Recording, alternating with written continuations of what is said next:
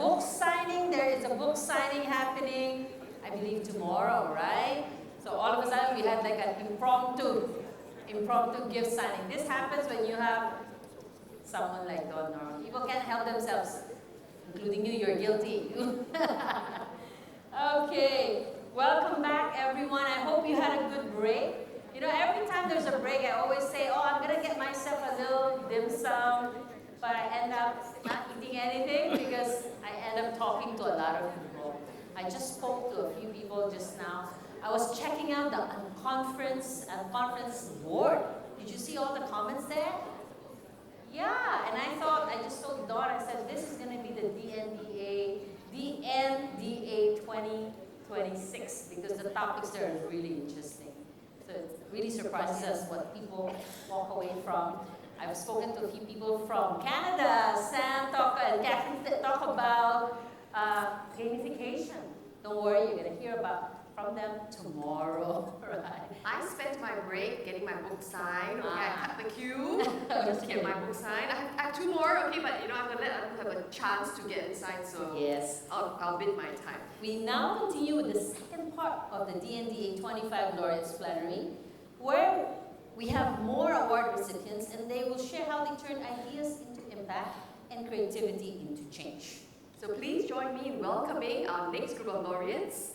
Ms. Michelle Itan, Bezalel, Academy of Arts Design, Jerusalem, Israel. We just met you in the afternoon.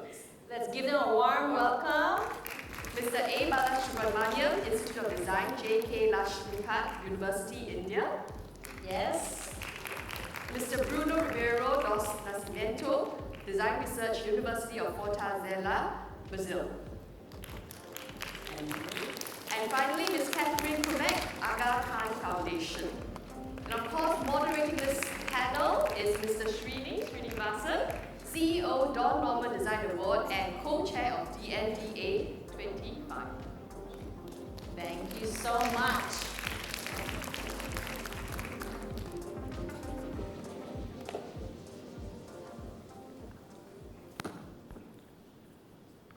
Good afternoon, everybody. So I think you all had your coffee, tea, or whatever else to keep you up. So for those of you in the back, don't worry, you can play your games as somebody was suggesting. I have no problem. So we'll try and keep, I'll ask my panelists to keep it very sharp so that your interest in the game may be diminished by the answers that our panelists are going to be giving. So thank you again. So I'm going to have, so this is the elite educational panelists. They were given the awards. They are called the laureates for the education sector. So instead of, unlike the others, do you have a slide? Okay. So I'm going to have them briefly introduce themselves, and then they can go through a quick slide so that the whole purpose of this panel, unlike the other panels, are to showcase what they have been doing and why they were chosen among the hundreds plus applications that have come in. So without much further ado, I'm going to have Mikal talk about her project. Introduce yourself first, then we can get to the slides. Okay. So my name is Michal Eitan. I come from Israel, from the Bezalel Academy of Art and Design. And I want to introduce our project, the Florence Project, named after Florence Nightingale, the founder of modern nursing. And I think for this stage, the one that put empathy in healthcare. We're going to have? No, we'll just do the introduction. You know what you're saying. Everybody. Okay, Bala? sorry. Every guy does it differently. Yeah, go ahead. It's on? Yes, it's on.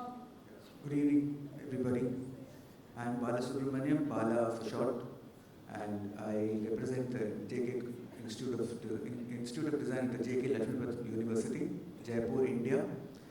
I represent all the faculty members and the students of my institute because the award we got actually goes to all of them. I'm just a representative here. And my colleague Binil is also here with me, who was responsible for actually applying for the award. I don't have a slideshow. I have a prepared presentation. Sure, we'll get to you. Yeah, okay. Bruno? You're here, right? Cool. working, don't worry. Hello, good afternoon. I'm Brazilian.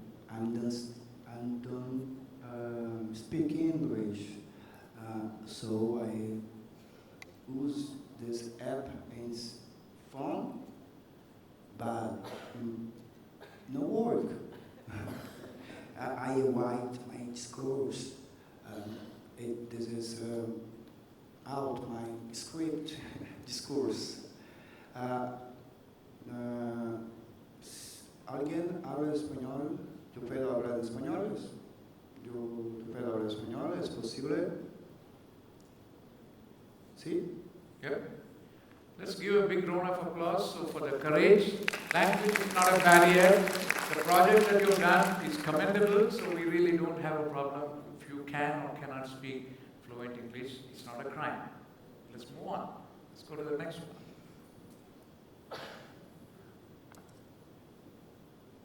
Hello, good afternoon. It's an honor to be here. My name is Katie Krummick. I live in Portland, Oregon in the United States. I'm representing a team from the Aga Khan Foundation, which is an international development organization based in Geneva, serving East Africa, South Asia, Central Asia, and Portugal. And just so excited to share the work that we were able to do. Yes, thank you very much. If you're here, that means something. So all of you have to be very proud because you're one of the chosen ones. So congratulations once again from DNDA. And now I will ask Mikhail to present your slides. Keep it as brief as possible so that we want to have some questions. I have some tough questions, and also maybe our audience is going to be perked up. They'll have more tough questions. Please. Okay.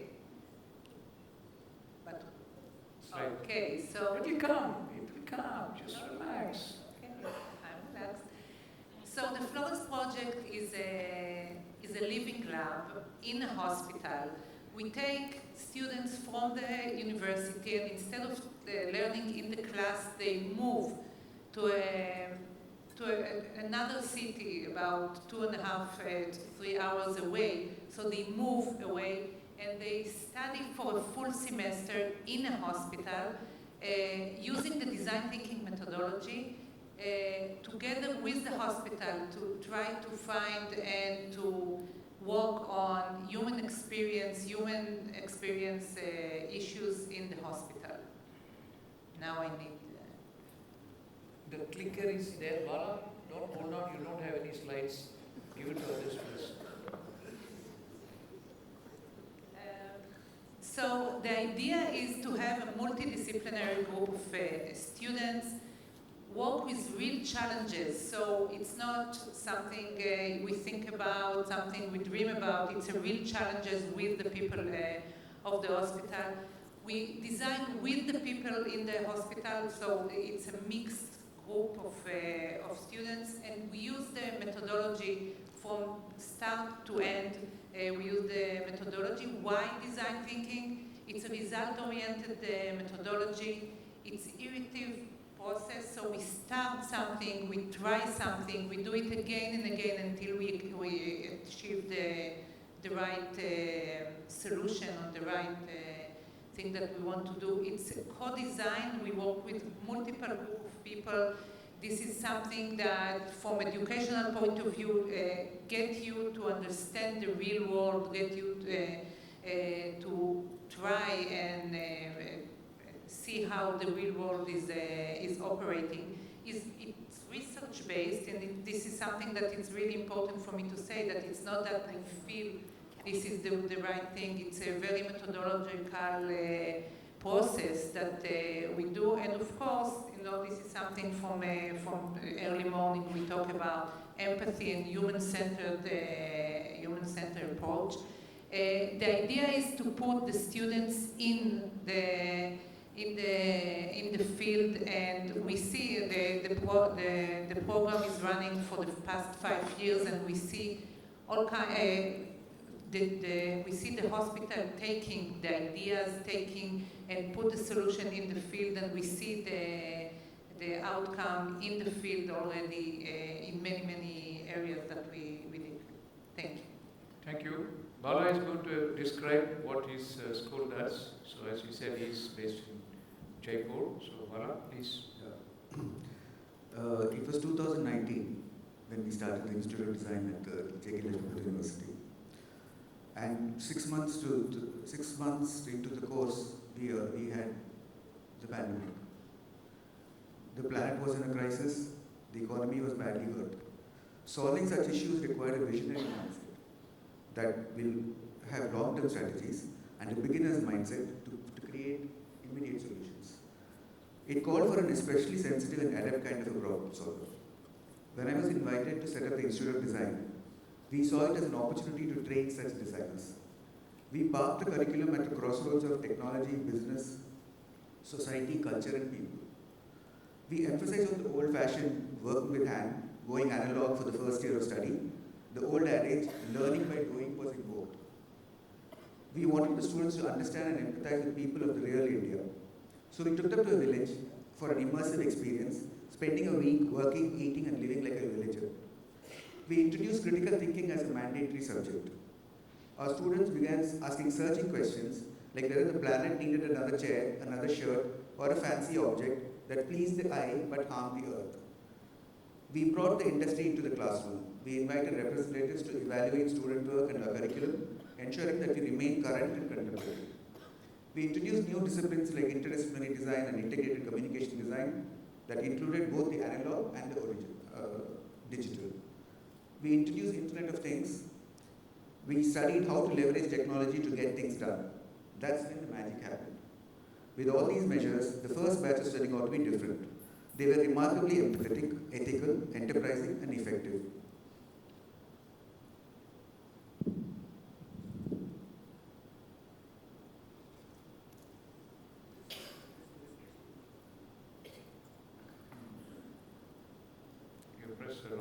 This was especially visible in their choice of projects. Students developed apps to help the common man. Designing an app to easily find porters at railway stations. Designing an app which is like an Uber-like aggregator for helping bricklayers and painters. Bringing government services to the rural citizens' doorstep. Students are leveraging IoT technology to solve real-world problems. This was encouraging. In the 7th semester, we introduced Systems Design Project. We sent out our first batch of students to the JK paper mills in 3 different places to understand complex systems, to observe and record functional systems, understand the nuances and relationships, and identify opportunities for design. This immersive experience worked, and our students identified 100 opportunities for problem solving. Students were churning out solutions that were grounded and systemic. They designed ID cards for daily contract laborers. They worked on the uniform of shop floor workers. They strategized safety protocols in the plant and utilized waste paper for recycled product development. We upped the ante. The next batch was given the option of working for the Delhi Metro, a complex transport system serving people from different walks of life. A 2-week immersion into the system led them to understand the context. They identified stakeholders, which included the CEO as much as the domestic help. Areas of design intervention included the space, the stations, the signage, and adapting the place to the visually impaired. So you are already answering all the questions I was going to ask. Can we just ask you to wait, please, so that we can... Continue? Please wait. I'll ask those questions. All right, I can wait. Thank you. Bruno, you speak Spanish or Portuguese? Yo he escrito algo entonces en inglés, entonces yo... No, if you can speak Spanish. English, If you speak Spanish, then we can now, some of you can speak Spanish to translate. Is Natalie here?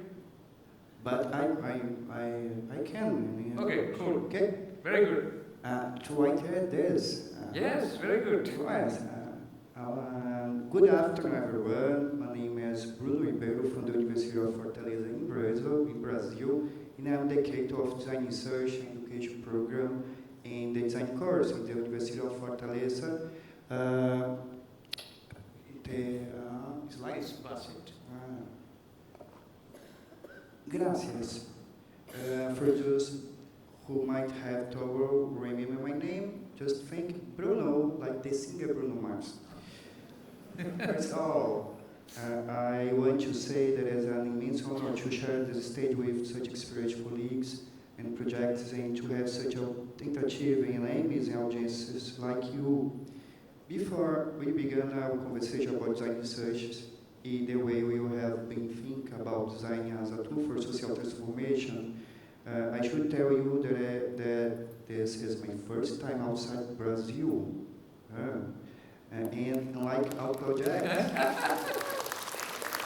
Very good. And like our projects, my English is still a prototype. In a tested phase, Singapore is my very first test. I still don't know if my English has passed, but to make sure we can communicate, I will read from my notes. So I kindly ask for your patience with my accent and with my any mistakes. So let's go. To understand our project, I first like to say to you where in the world we come from, and what our context in Fortaleza is like. Fortaleza is the fifth largest city in Brazil with around 2.6 million inhabitants. And like any larger Brazilian city, it is marked by deep social and urban inequalities. Just to give you a sense of this, the World First Neighborhood in Fortaleza has a Human Development Index of 0.96 compared to Norway, but less than 10 kilometers away, the neighborhood of Jaguruçu of the outskirts of the city had a AGI of 0.18, lower than the of countries in humanitarian crises in civil war, such as Somalia. In recent years, next. Okay. Here. In recent years, the situation has been worsened by intense conflicts between drug trafficking gangs, which put control of several territories on the civil periphery in the policy. This often prevents residents from moving freely from their own streets in neighborhoods. This urban and social really challenges to rethink the kind of design you are teaching. We started asking ourselves, how can design be truly rooted in our community? How can it be a real instrument of social change? It is from this that design research was born. Our purpose is to equip students with design technique for social and community innovation and popular education, preparing them to work in situations of deep social and economic vulnerability. Design research is more than just a design program. It is a methodology. That we are now expanding the other initiatives. We noted that in the context of extreme urban violence, traditional design thinking was failing. We couldn't just show up with colorful post-its and ask people to innovate when they were worried about survival or about violence. We needed a new approach, ethical and above all, safe, grounded in activity, listen, dialogue, and the construction of community autonomy. To do this, we did look outside Brazil, but inside. We looked at how social movements and communities were solving their own problems, and we found a central reference in the educator Paulo Freire. He developed an innovative method of popular education for illiterate adults, now a pedagogy all preset. Yes, anyone here heard of Paulo Freire? Yes? Oh, good.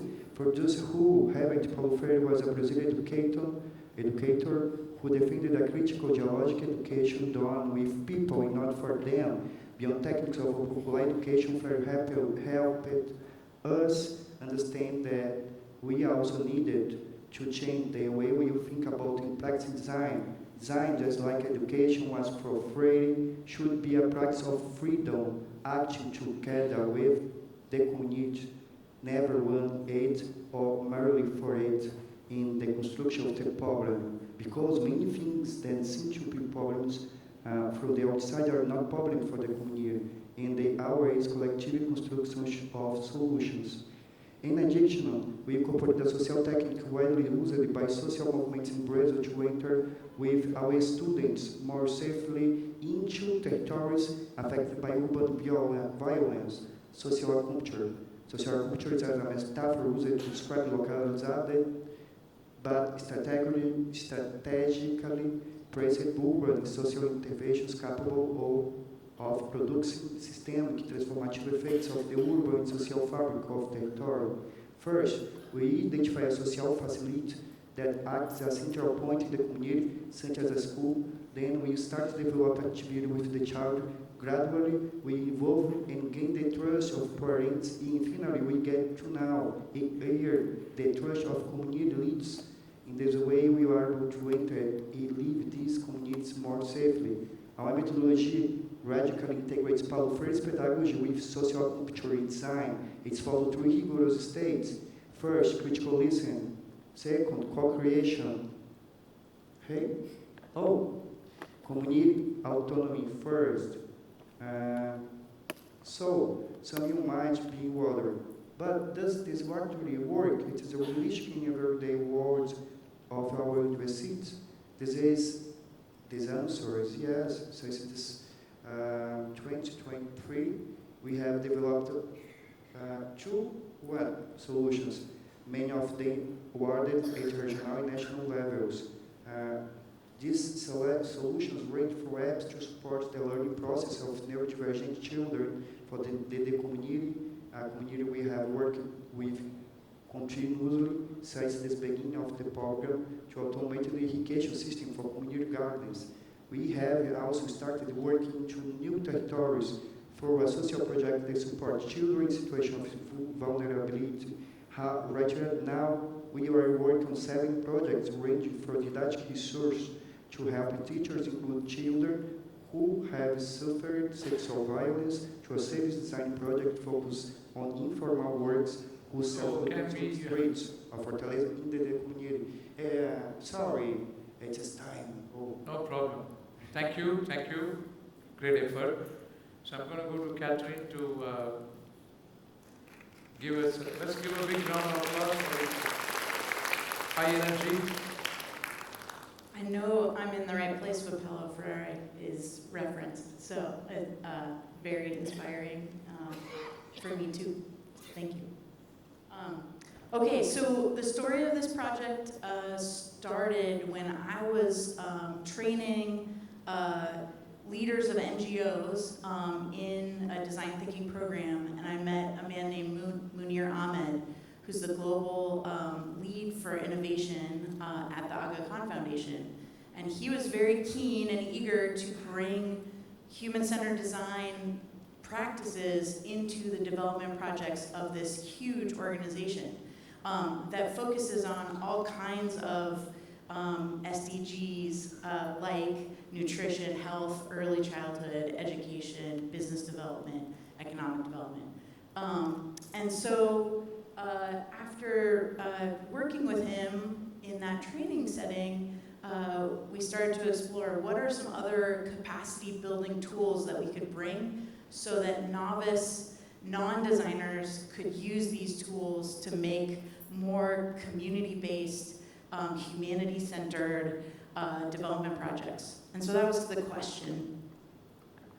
So we were working on building a robust, comprehensive series of human-centered design tools that were really would be the next generation of these tools. There are many toolkits and books and card decks, and I saw some real gaps in the field in terms of addressing how complex it is to use human-centered design in social innovation and development projects.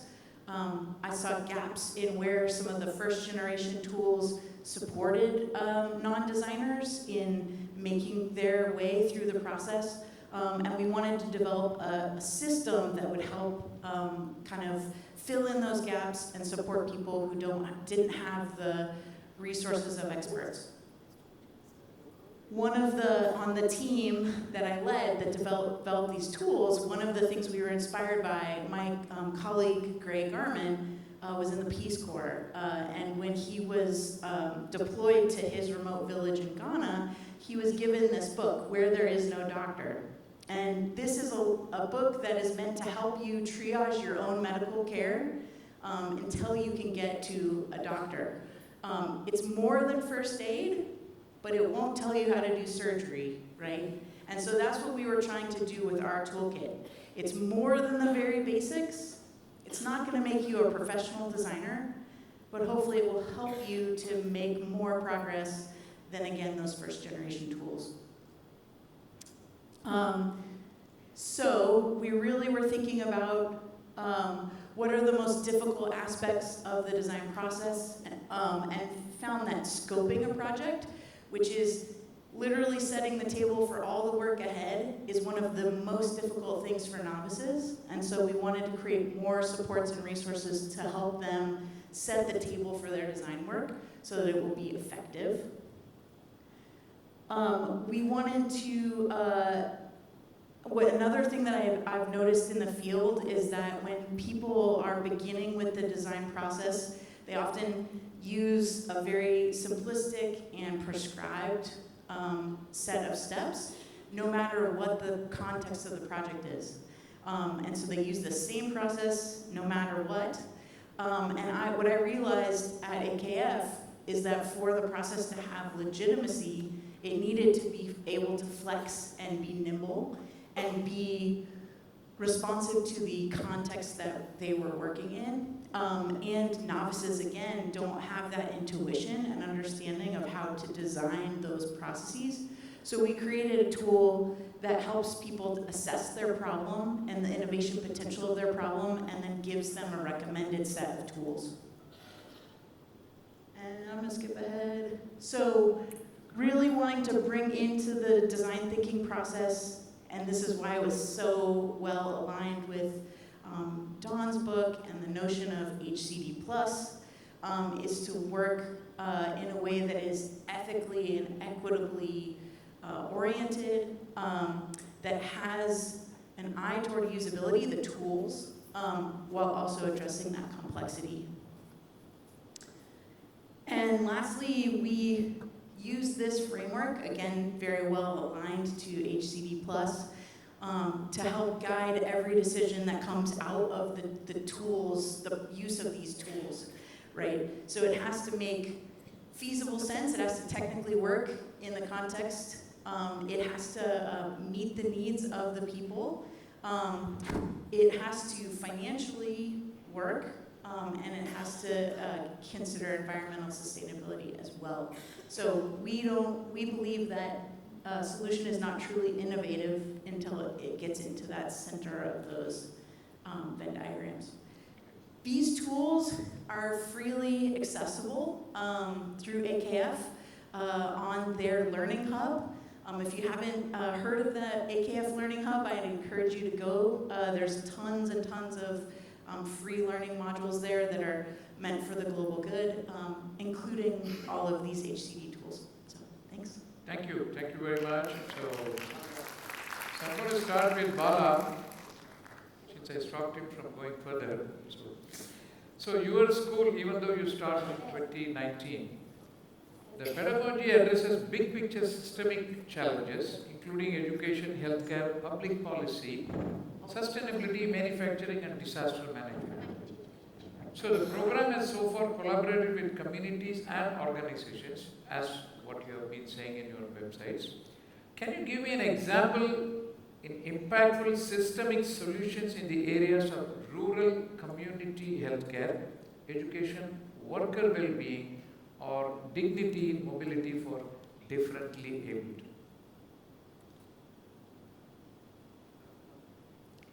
Oh, you can handle it, Mala.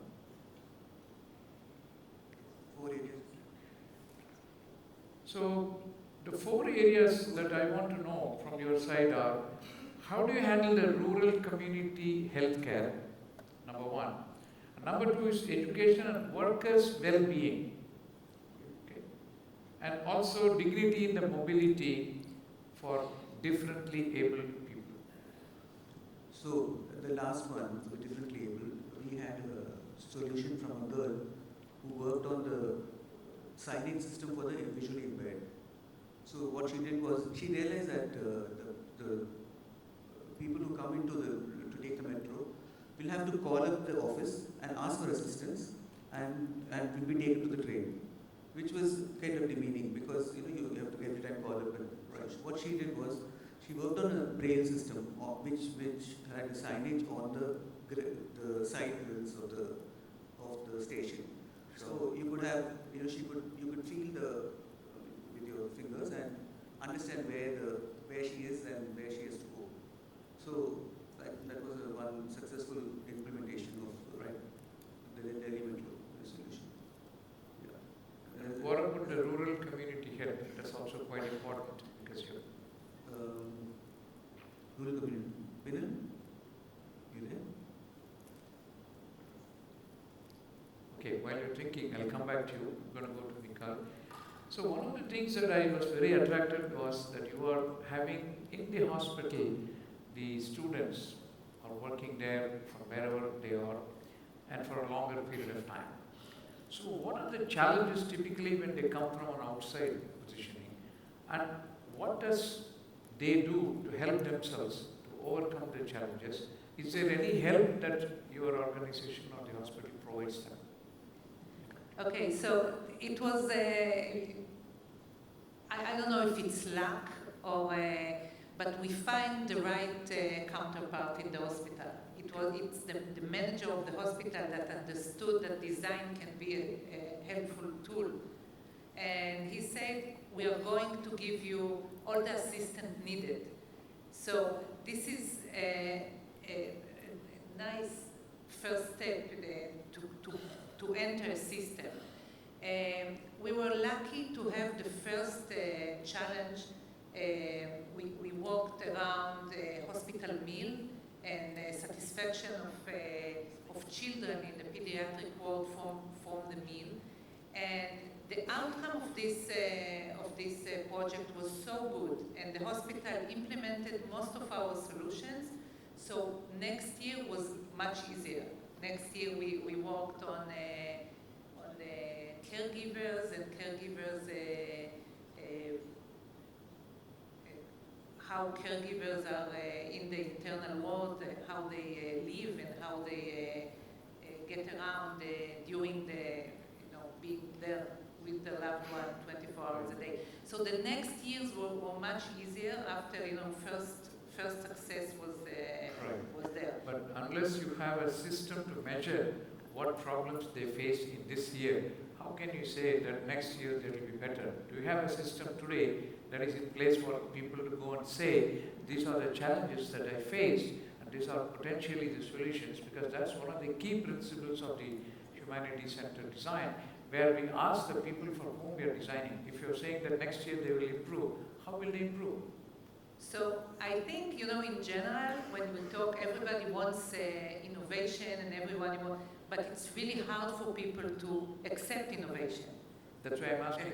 So what we try to do, first of all, you have to be humble. You have to come and say, I don't know everything. You have most of the information, and I can offer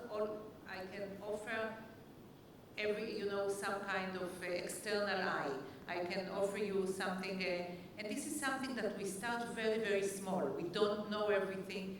Design students really think they know it. After 3 years in school, they come for the 4th year, they come to the school. This is the first thing we teach them. The knowledge is in the hand of the people we design for. And we can offer the methodology, we can offer the tools, we can offer a fresh eye, but we need you. We need you in order to find new solutions. We need you to find the right solution. We have all kinds of simple tools that get them started. We let them, we introduce them to the hospital, we introduce them to the different people. We let the people that we work with come to talk with us, and we give all kinds of tools to the people we work with. We try to give them, to let them understand what they can get from this cooperation. Okay. And I'm going to finish with the most difficult thing was to get the people from the university to let the students come to the hospital. That was the most critical part. How you get the university understand that the students can learn in different places, not at the university. So Sure. Hopefully you will change it. Bala, are you ready? Yeah. Okay, cool. There's one more thing is that, there's an ASHA worker who's the health representative for the rural areas. So this girl worked with them in the community and figured out that what are the problems she faces and figured out an app for her which she'll use to check the people and be the first call for any emergencies of any kind. So that was one. And then there was this, with UNICEF, we did some work as well. I'm going to get the details. Yeah. I don't have the details now. Okay, no problem. So another question comes to you. So yeah, the rural citizens were doorstep for project where there is a girl who designed a vehicle which will take the government services to the household of the doorstep of the households of rural. Okay, much larger question for you. Since you are only 2019 to now is with the direction of 2-3 years for the big pandemic we had.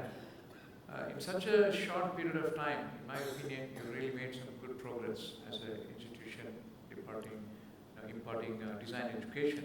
So what made you focus on the HCD plus? Because you have some big number of students for a very young college to have educated people in HCD plus. What made you choose HCD plus type of? I must confess, we didn't know that it was HCD plus. It Okay. with the intuition, and we said that we should do something which will have a lasting effect on the target audience. And it's when we discovered that HCD plus is this, that's when we applied for the award, because we realized that what we're doing intuitively is something which has been promoted as Thank you, Bala. I'm going to go to Carrie. We all know AKF in a very big way. We all know they do a lot of things. Specific to your project, can you describe how do you measure the impact?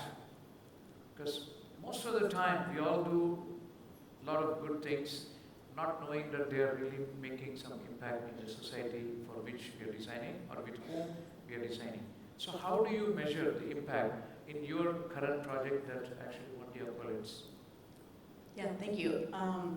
This is a tricky question. No, I'm always asking tricky Right. questions. Because we've started asking the questions about how to measure Right. an innovation process, because kind of by nature, what you create didn't exist before, and can you prove that you would have come up with it or not if you had not used the process?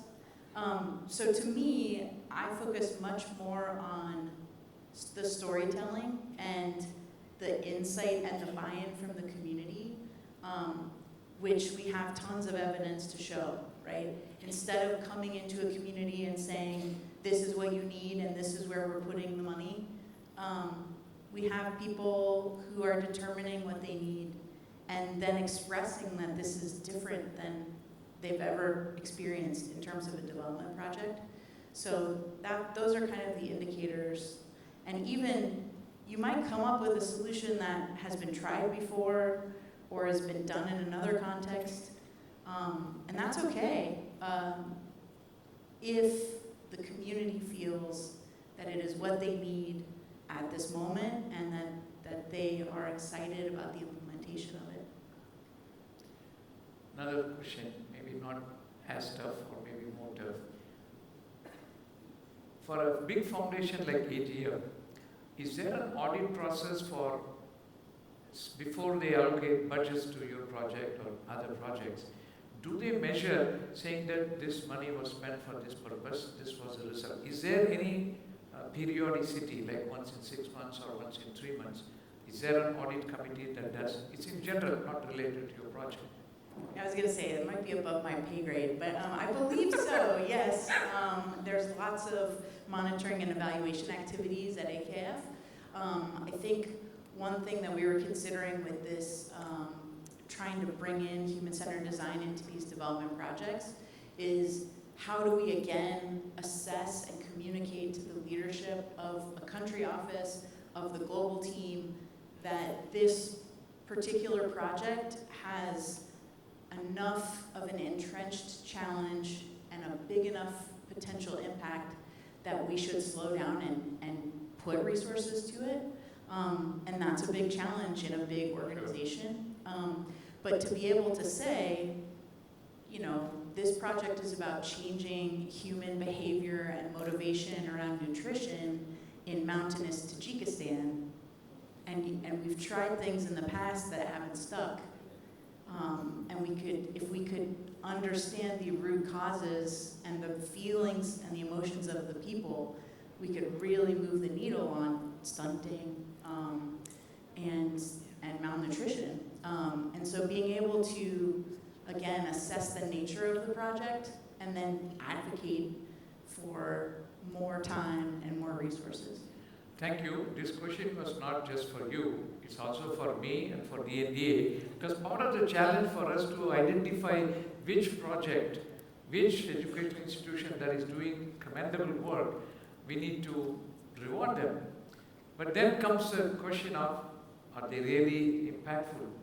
Yes. How do you know that? So those are reasons why I'm asking at large, so that people who are next year, those of you who are applying, please also make sure that you spend a little time and say, this is how we measure it, this is what is the impact, so that we know. So the last question for my dear friend from Brazil, your school is also addresses, HCD plus in a very, very big way. And you're projecting to have more than 300 students that will be enrolled in the year 2027, which is not too far from now. What makes the students in Brazil attracted to the HCD plus courses in your school? Can you repeat it slowly? Slowly? Okay. Your application says Yes. by 2027, you will have 300 students enrolled in HCD plus courses.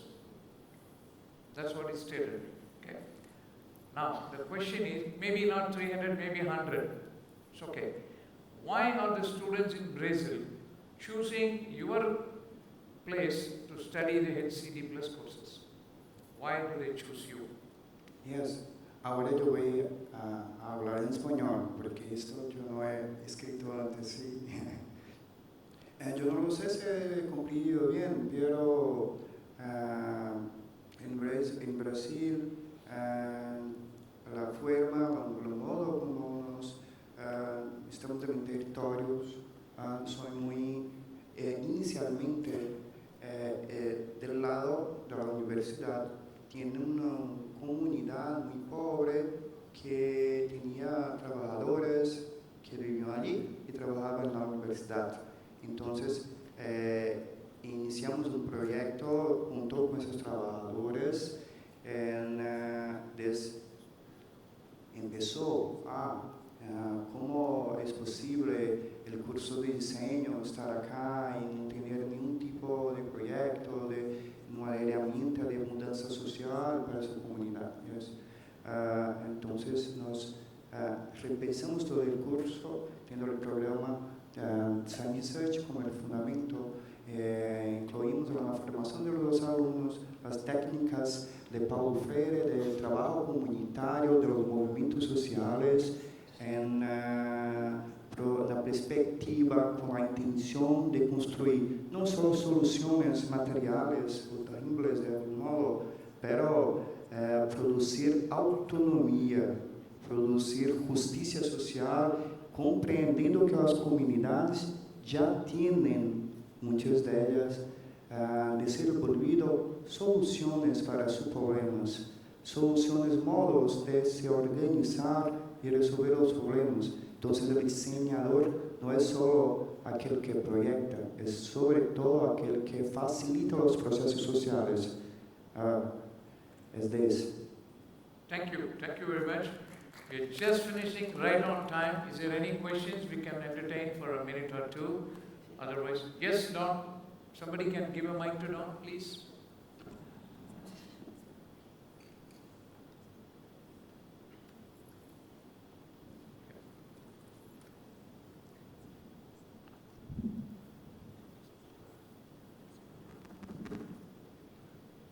Buddha has translated. Very good. So, read it to us. Okay.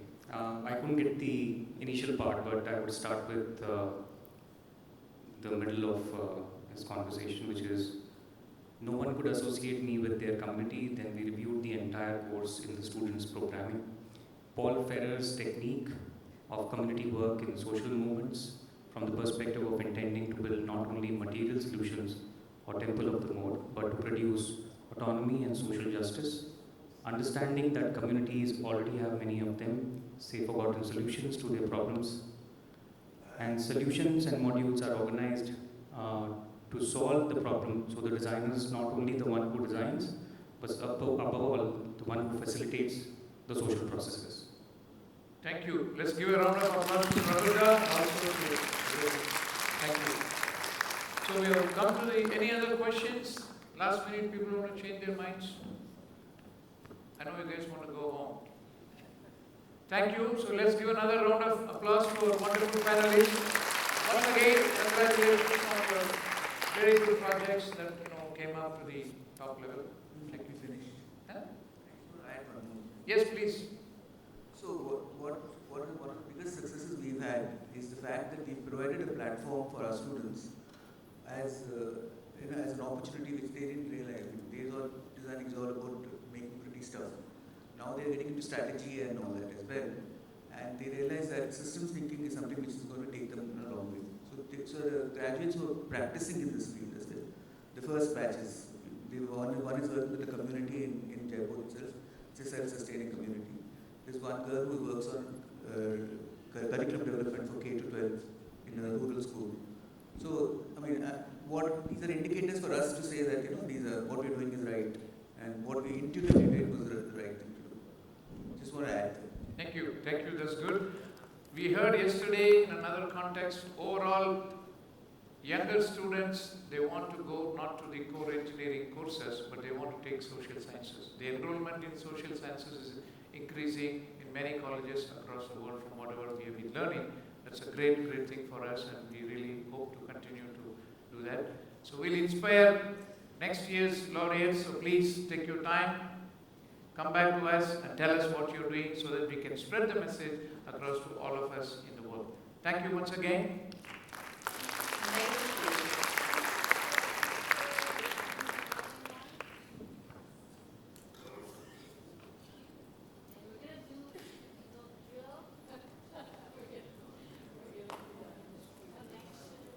Yes, thank you, Guru first.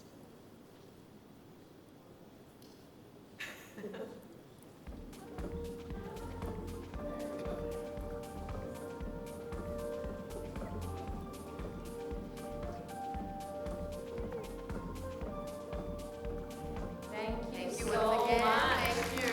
Thank you. It was like listening, while we were listening there, it's like being in a candy store. We're like lapping it all up because the things you say is like we hear about social innovation projects, how they do things from ground up. In Singapore Polytechnic, we do have social innovation projects.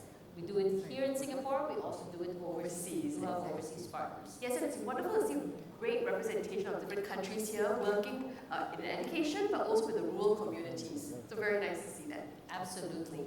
And now we've come to the end of day one, everyone. Can we give ourselves a round of applause? I see a lot of nodding, I see a lot of smiling, so it's really encouraging. So please keep up the energy, and remember, you can still fill in a lot of your questions, comments, reflections, and quiet moments. You can go into our Design Your Conference site at DYC. Again, scan your event tag, and please remember to ask Anusha AI if you have any questions at all. Yes, I was trying out there just now again. And if you're still curious about how you can work with SP and a lot of the other partners out there, please go out, have a chat with them, okay? And the teams will be around to explore and talk to you about their projects and talk about partnerships as well. Yes, and for those of you who have tickets to the award dinner, we will see you shortly at Block T1A, Concourse Level 2. Block T1A, Concourse Level 2. I'm sure that we will be guiding you through. But for everyone else, we look forward to welcome you back tomorrow for day 2 of the Don Norman Design Award Summit. Take time to unwind, connect, and enjoy your evening in beautiful Singapore. Thank you so much. Thank you and see you tomorrow.